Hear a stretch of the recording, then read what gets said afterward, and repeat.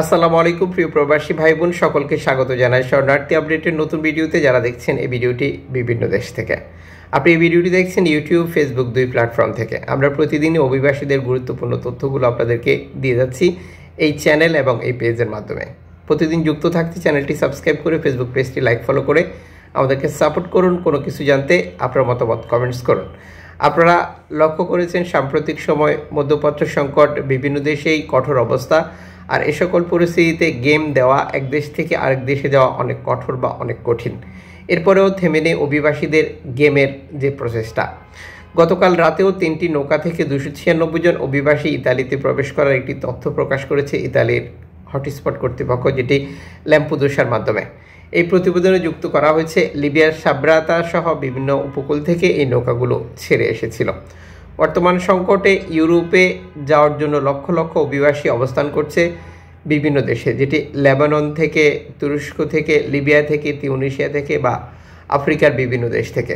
এই পরিস্থিতিতে অভিবাসী ইউরোপে কেন প্রবেশ করতে পারছে না বা ইউরোপে প্রবেশ করার সংখ্যা কেন কমে এসেছে তা আপনারা সকলে অবগত রয়েছেন। ইউরোপীয় ইউনিয়ন চুক্তি করেছিল তিউনিসিয়ার সাথে, যেমন চুক্তি রয়েছে লিবিয়ার সাথে। তিউনিসিয়ার সাথে চুক্তি করার পর মূলত অভিবাসী ইউরোপ যাওয়া অনেকটাই কমে গেছে, কারণ তিউনিসিয়ার স্পাক্স থেকে ইতালির দ্বীপ ল্যাম্পুদোসা যেতে খুব একটা সময় লাগে না, আর যে কারণে এই অঞ্চলটি ব্যবহার করেই মূলত রেকর্ড সংখ্যক অভিবাসী প্রতিদিন প্রবেশ করত এই হটস্পটে, যা চলতি বছরে আমরা কখনোই দেখিনি। এদিকে বর্তমান প্রেসিডেন্ট কাউস সাইদ আবারও ক্ষমতায় এসেছে। গতকাল তিউনিসিয়াতে নির্বাচন হয়েছিল।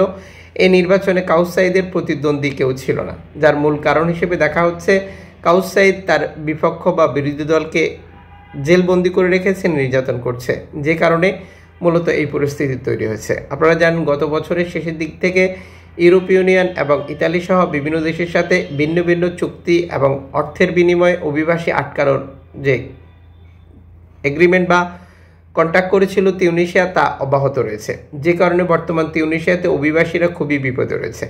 এদিকে তিউনিসিয়ান কোস্ট গার্ডের পক্ষ থেকে একটি প্রতিবেদন প্রকাশ করেছে, যেখানে তিউনিসিয়ার উপকূলে রেকর্ড সংখ্যক অভিবাসী বিপদে পড়া, তাদেরকে উদ্ধার করা সহ আরও তথ্য রয়েছে। যদিও আপনারা জানেন যে তিউনিসিয়ান কোস্ট গার্ডের বিরুদ্ধে নৌকার ইঞ্জিন চুরি করা, অভিবাসী নৌকা ডুবিয়ে দেওয়া, অভিবাসীদেরকে মারধর করা সহ আরও নানান অভিযোগ রয়েছে। প্রসঙ্গত তিউনিসিয়ার সাধারণ মানুষই তিউনিসিয়াতে থাকতে যাচ্ছেন না, ইউরোপে যাওয়ার চেষ্টা চালিয়ে যাচ্ছেন।